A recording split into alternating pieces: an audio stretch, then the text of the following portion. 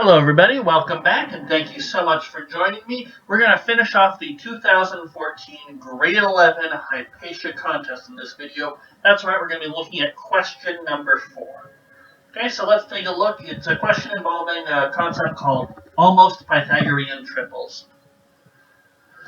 So, the triple of positive integers x, y, z is called an almost Pythagorean triple, or APT, if x is greater than 1, y is greater than 1, and x squared plus y squared equals z squared plus 1. So it's very close to the Pythagorean relationship of x squared plus y squared equals z squared, but we have this plus 1 here. For example, 557 is an APT. That's because 25 plus 25 is 50, which is 1 more than 7 squared, 49. Okay, we got 3 parts to this question. So we grab a piece of paper, we grab our pen. A part, determine the values of y and z so that 4yz is an APT. Okay.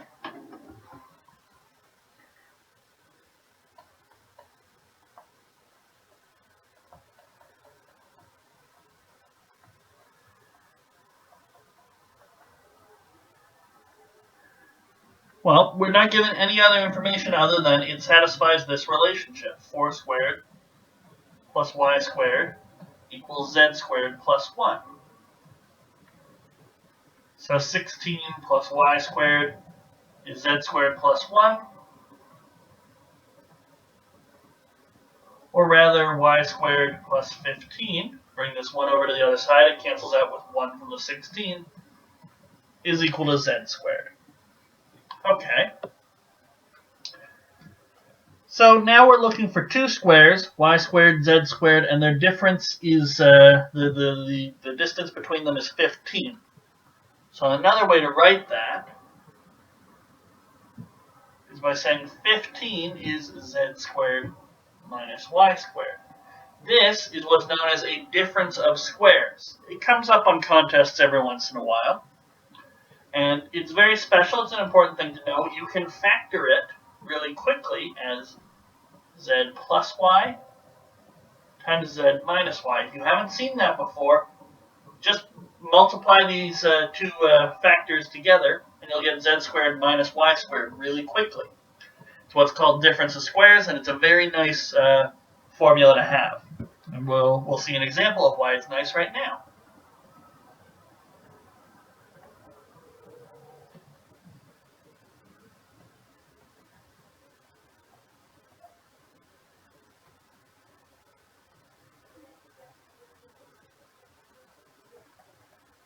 So each of our z, y, and z have to be integers. That means both of these factors are integers. Now I believe, if we double check, they're all going to have to be positive integers.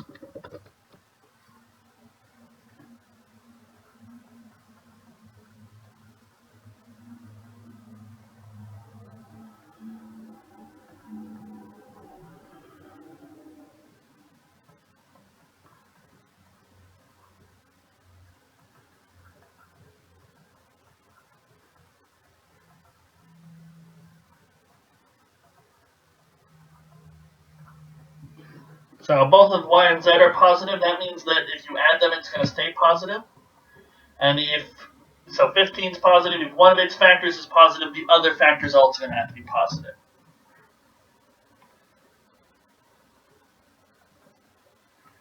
And since y is positive, that tells us that z minus y is less than z plus y.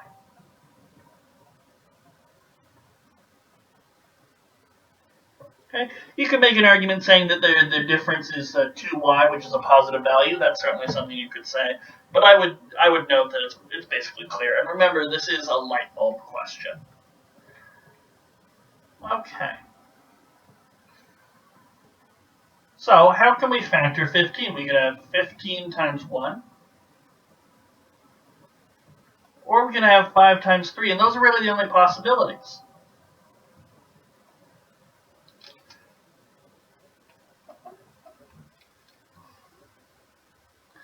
Now, if we have this factorization, then that tells us, since z plus y is greater than z minus y,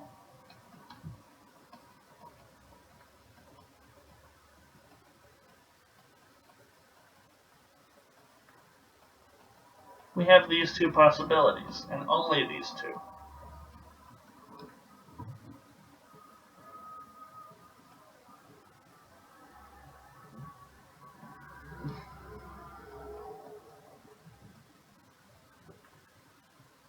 So if we have case 1, we have z plus y, z minus y, 15 and 1, and if I add these two up, I get 2z is equal to 16. That tells me z is 8, and y is going to be 7.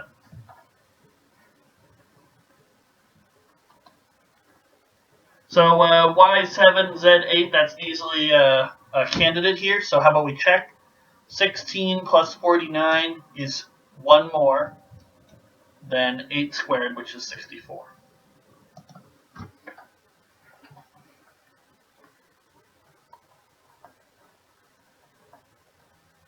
Now for case 2, we have z plus y and z minus y. We line these up so that if we were to add these two equations together, the y's cancel each other out, and we're left with 2 z's. We have 5 and we have 3.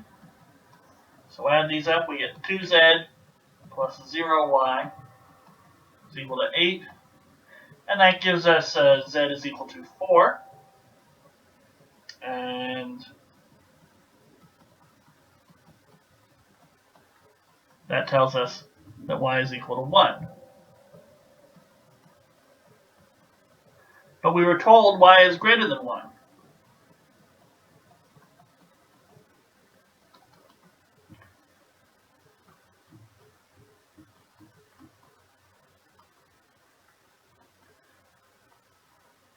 So our only possibility is 4, 7, and 8. Okay. Nice, interesting introduction to the almost Pythagorean triples. Certainly got brain juices flowing, and we use this difference of square factorization. So if you haven't seen that before, look up difference of squares. It's a technique that pops up every now and then. All right. So now we're on to the written style questions. B. Prove that for any triangle whose side lengths form an APT, the area of the triangle is not an integer. Okay. So this is interesting because it's in contrast to Pythagorean triples.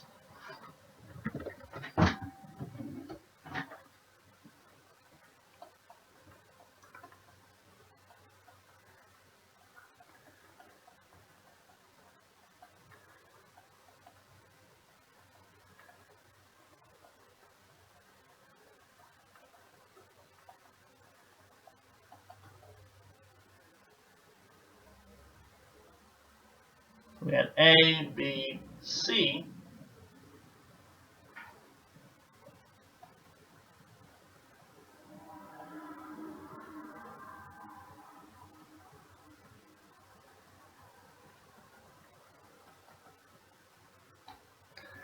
If you form the triangle with a Pythagorean triple, so A squared plus B squared equals C squared, 1/2 AB, which is the area of this triangle, is always an integer. And that's interesting. It's not immediately obvious, but one of the two legs must always be even in a Pythagorean triple.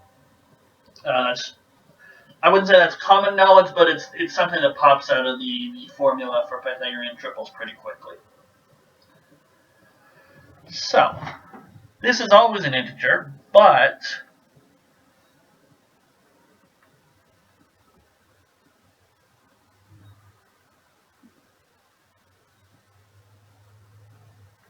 if we have an APT, well, it's not going to be a right angle triangle. It's going to be something weird. It's going to look like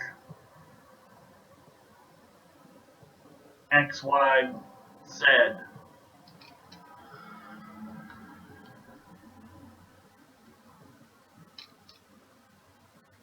Yeah, I can draw it a little better. Maybe X a little shorter. X, Y, Z. That way Z looks longer than Y. Okay. So no right angle here. But we do have an angle here. Let's draw this triangle actually a little bigger. Sorry I keep redrawing this triangle.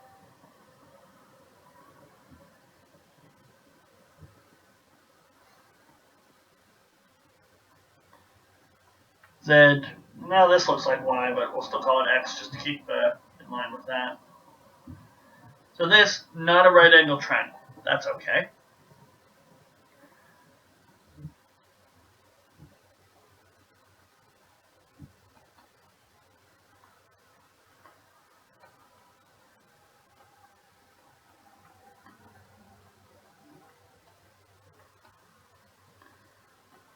So it's not 90 degrees, otherwise it's a Pythagorean triple. Now up here, area was really easy to figure out. We already had the base and the height. Here we just have a base. But we can get ourselves a height.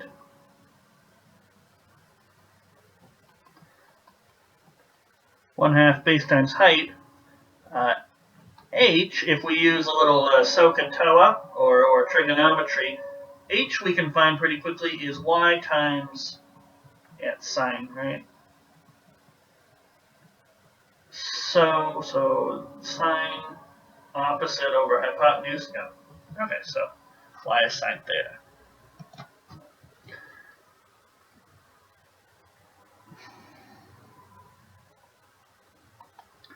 So the area is 1/2 xy sine theta. And if we go back and check, this formula still works for our Pythagorean triangle, but remember sine of 90 degrees is 1, so it just becomes 1/2 of xy, or in this case 1/2 of AB. So comparing our almost Pythagorean triples to Pythagorean triples has led us to this formula for the area. I think this is a very natural formula to use. We could probably try and do something with Heron's formula, because we're given the side lengths x, y, and z, and we know a relationship amongst them. But I think comparing it to the Pythagorean case is much more likely to result in a more elegant solution. Right? Because the almost Pythagorean triples, they're sort of an alteration of something we know and are very comfortable with. And so it makes sense when we're approaching something like the area of the triangle formed with them to relate it back to the area of the triangle formed by Pythagorean triples. Relate it back to what we know and what we've slightly tweaked. I think that's a good way to approach this problem and certainly other problems like it. However, we're now left in the uncomfortable position of saying, okay, well, what the heck is sine theta? Okay, we know what x and y are. What's sine theta? And in getting that sine theta, can we show that this area can't be an integer? Okay? It might be good later on to use the area an actual name rather than just keep calling it area. So like capital A or something. Alright. So this theta here.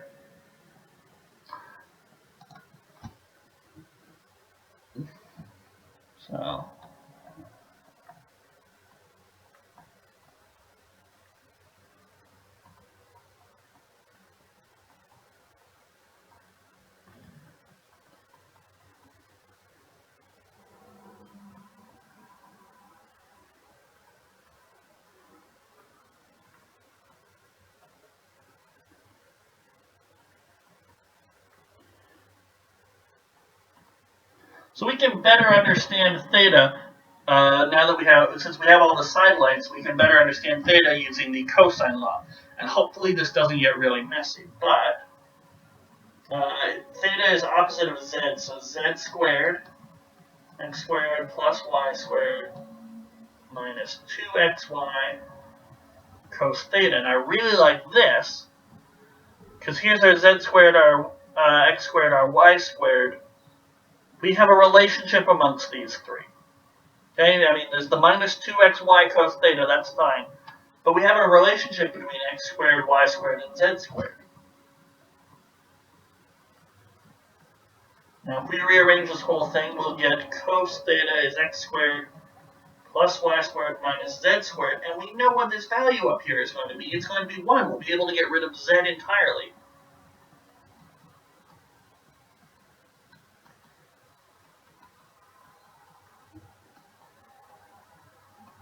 So I'm actually feeling really good about this approach as opposed to something like Heron's formula. It'd be interesting if someone out there wants to try, can you solve this problem using Heron's formula? And is it in any way elegant?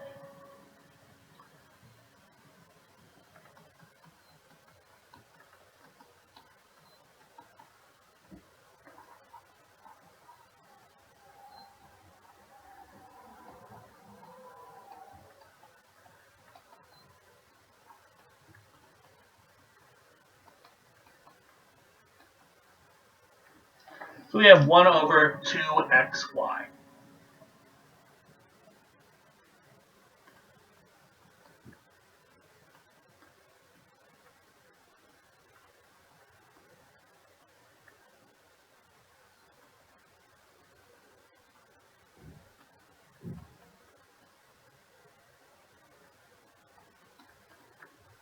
So 1/2 xy sine theta. We certainly have that. And we want to relate it, we know what cos theta is, and we know that there's a relationship between sine theta and cos theta. Sine squared is 1 minus cos squared theta. So, let's isolate this sine theta all by himself. And we're left with 2a over xy. I'm liking that. Is sine theta.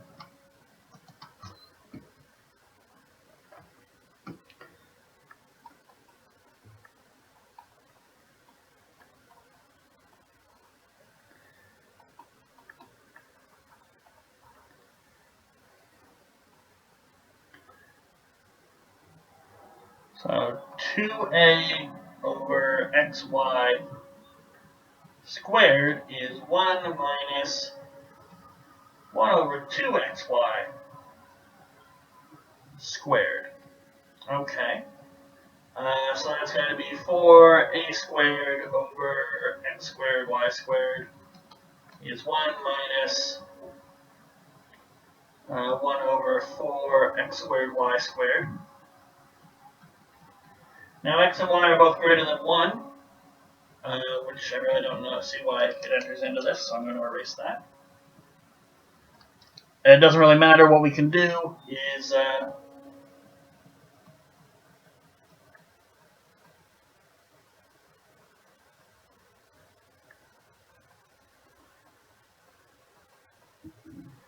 we can multiply through by x squared. Let's go with 4x squared y squared.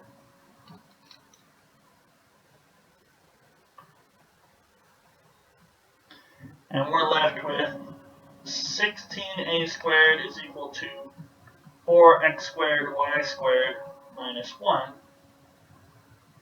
Or 1 is equal to 4 x squared y squared minus 16a squared, and that has a factor of 4. Let's write that on the line below. 4x squared y squared minus 4a squared.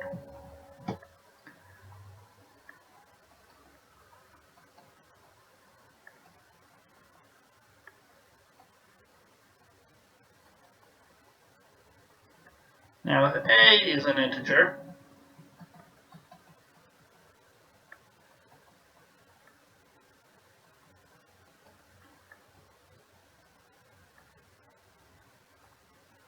then we know that 1 would have a factor of 4.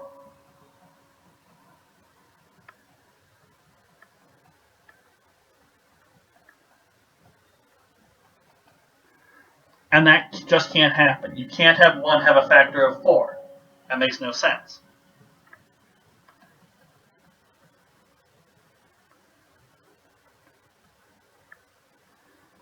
So we conclude what they asked us to show, and that's that a can't be an integer.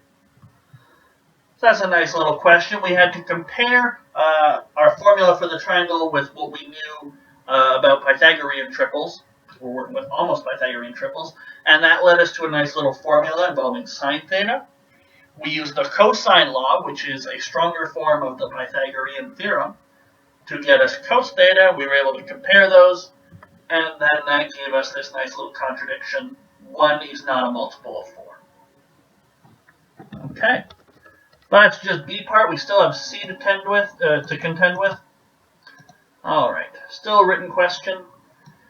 Determine two 5 tuples, B, C, P, Q, R, of positive integers with P greater than 1 or equal to 100, for which 5t plus P, 5t plus or BT plus Q, and CT plus R is an APT for all positive integers T. Okay. All right.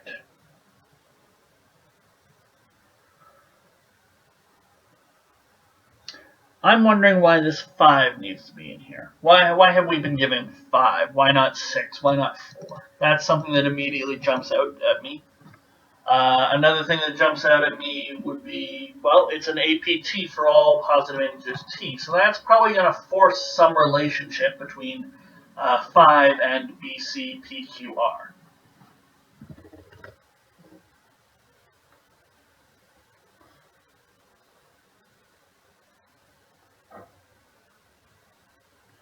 So I want to know why 5 is in there. So I'm going to say, suppose ABCPQR.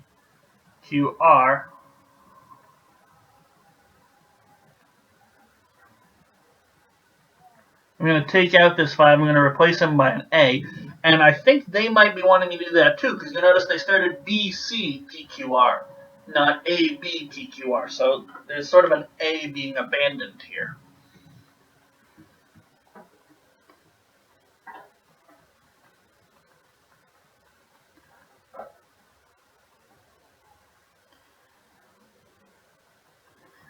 AT plus P, BT plus Q, CT plus R. And we want that to be an APT. Okay, but what does that actually mean if that's an APT? Well, it's going to have to satisfy this relationship.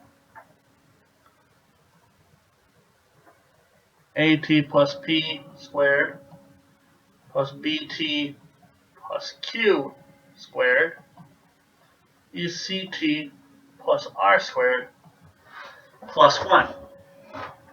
Okay. And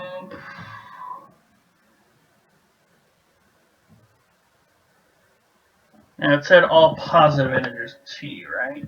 Okay.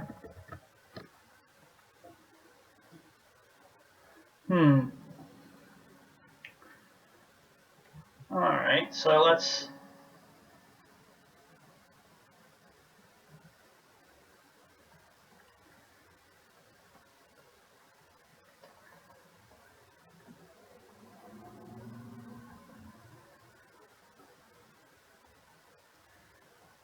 Let's suppose it's also satisfied for T equals 0. Then P squared plus Q squared is equal to R squared plus 1.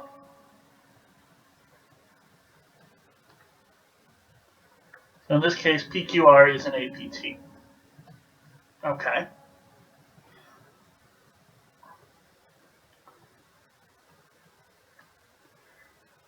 Then A squared T squared plus 2ATP plus B squared T squared plus PBTQ is equal to C squared. Oh, sorry, there should be P squareds in here.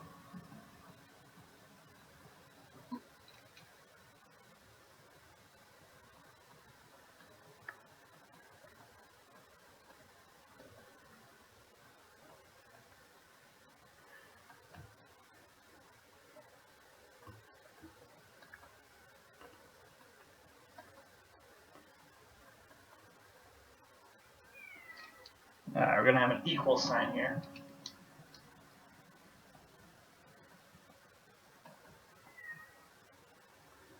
Plus 1.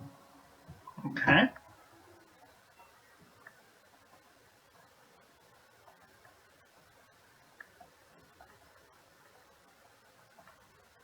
But we have an APT. So that means this p squared plus this q squared is r squared plus 1.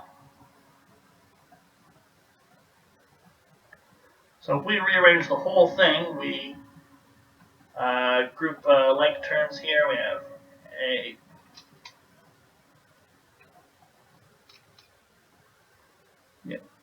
2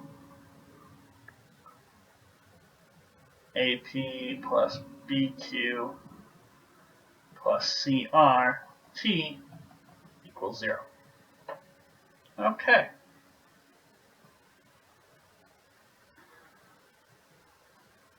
So if we assume PQ and R form an APT, which there's no reason not to, admittedly it isn't implied by what we're talking about in C part, but if we just make that assumption, we get this equation right here.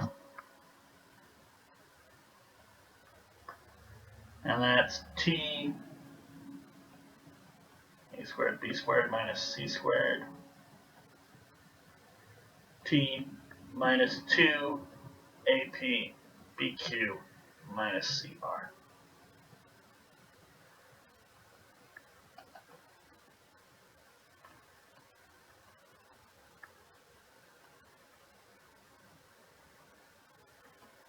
So if we want this to be true for all positive integers t, then that means that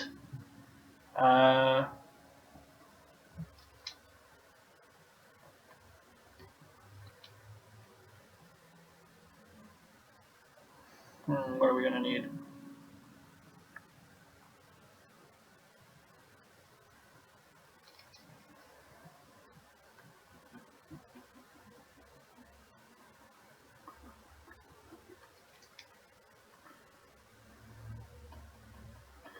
Alright, if a squared plus b squared minus c squared is not 0, our only solutions here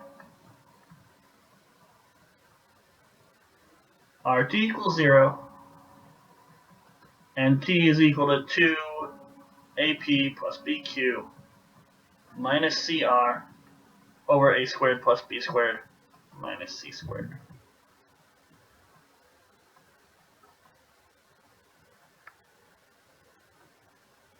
But we want this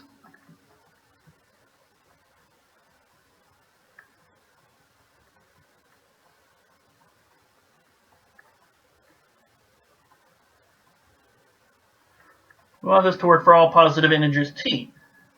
But if a squared plus b squared minus c squared is not equal to 0, we only get 2 solutions. And this one here isn't even guaranteed to be an integer.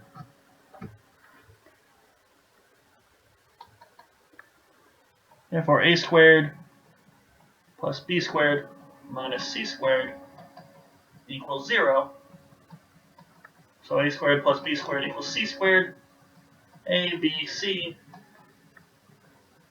is a Pythagorean triple. Okay, so based on the assumption that PQR is an almost Pythagorean triple, an APT, we conclude that ABC must be a Pythagorean triple. Okay, and remember why I'm exploring it this way. I want to know why there's a 5 in the front. And right now, my assumption is that 5 is in the front, so that we will get a 5, 12, 13 Pythagorean triple. Okay.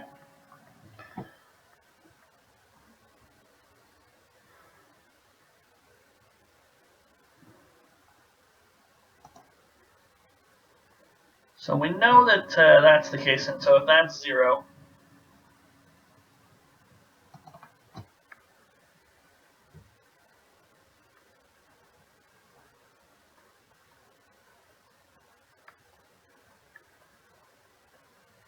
at that point we have negative 2 AP plus BQ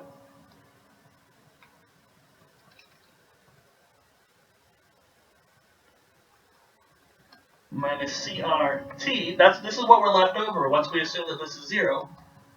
That that's equal to 0. And this is this should work for all values in t. And that tells us that AP plus BQ minus CR is also 0. So now we have a relationship. We have a Pythagorean triple, we have an almost Pythagorean triple, and we have a relationship between them. Okay.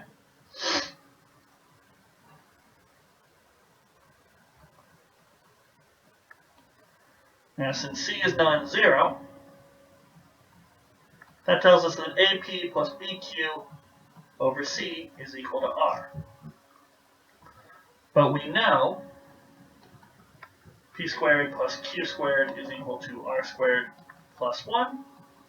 That tells me P squared plus Q squared is equal to AP plus BQ over C all squared plus 1.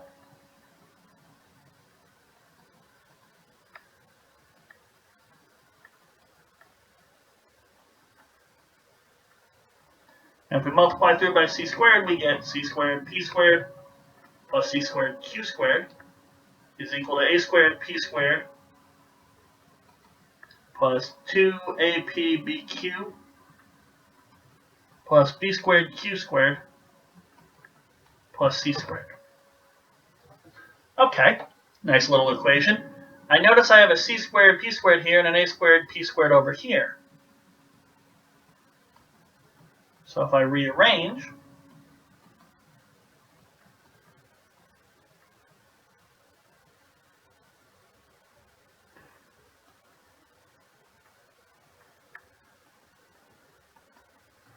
I get this relationship, but C squared minus A squared, that's B squared. I can bring over this 2ABPQ, and C squared minus B squared, well, that's A squared.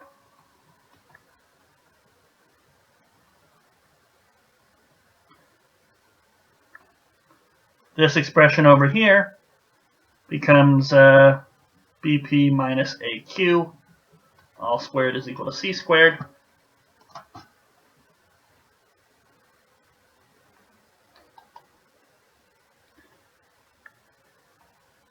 So BP minus AQ is plus or minus C. Nice, interesting relationship. I think that's a good stopping point, because now we've definitely gotten rid of R, and we'll know what A is. A is 5. And actually,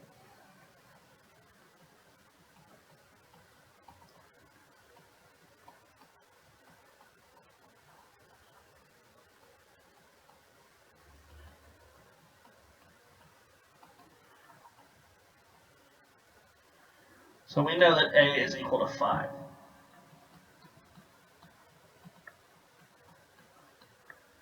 Now, what exactly was the question asking us for? Do we want all possible or just determine 2 5 tuples? Okay.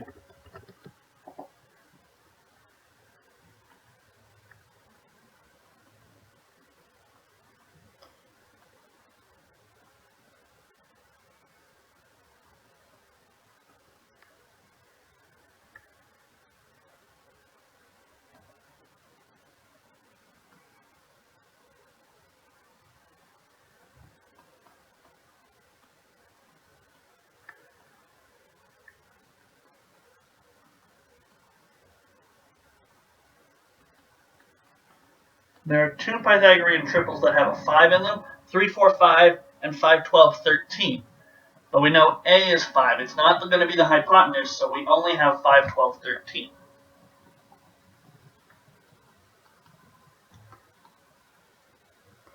So let's take A is 5, B is 12, and C is 13. Well, then what does that tell us? That tells us 12P minus 5Q is plus or minus 13.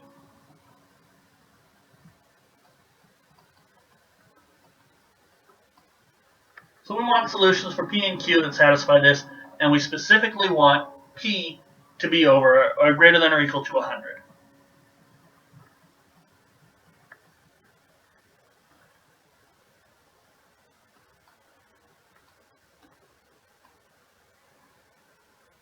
So modulo 5, that means ignoring all multiples of 5, we get 2p minus 0 is congruent to plus or minus 3. Okay? And so if we divide by 2 modulo 5, we get p is congruent to plus or minus 1. Okay.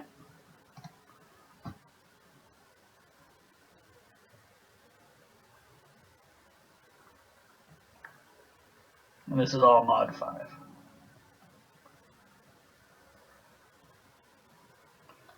So we want p to be greater than or equal to 100.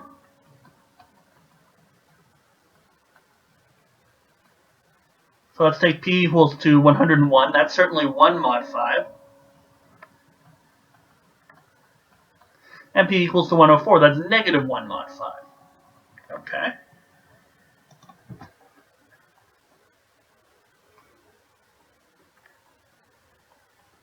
Twelve times 101 minus 5q. This corresponds to the case where it's negative 13.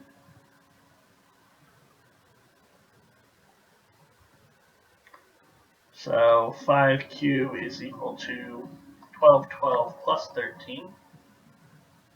And that tells me that q is going to be equal to 1225 divided by 5, 245. P squared plus q squared is equal to r squared plus 1. So I certainly hope we get a Pythagorean, an almost Pythagorean triple here.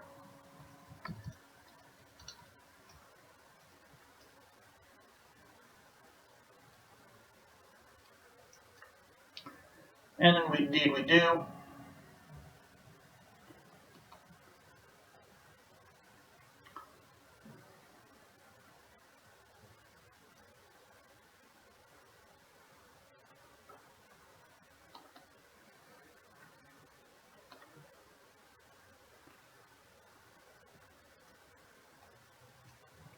We get r is 265. We can work that out on our calculator.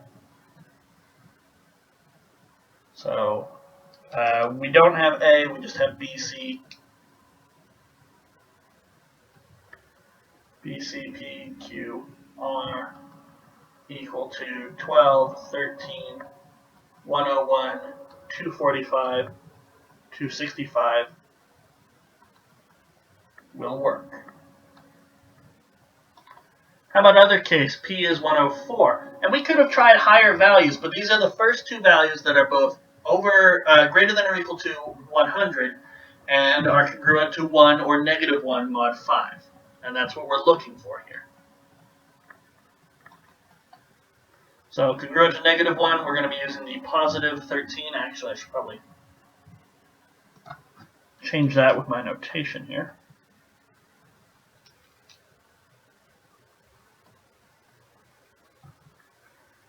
Better way to do that. Alright, so 5q is going to be 1248 minus 13. And 1248 minus 13, that's going to be 1235. We divide that by 5, we get 247. So r squared is going to be p squared plus q squared. So that's 104 squared plus 247 squared.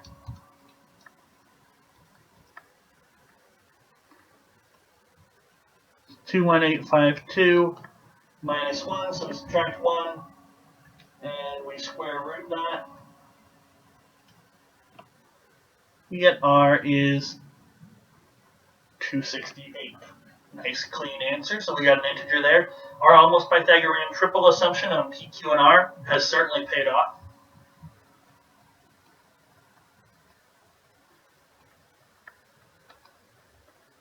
(12, 13, 104, 247, and 268.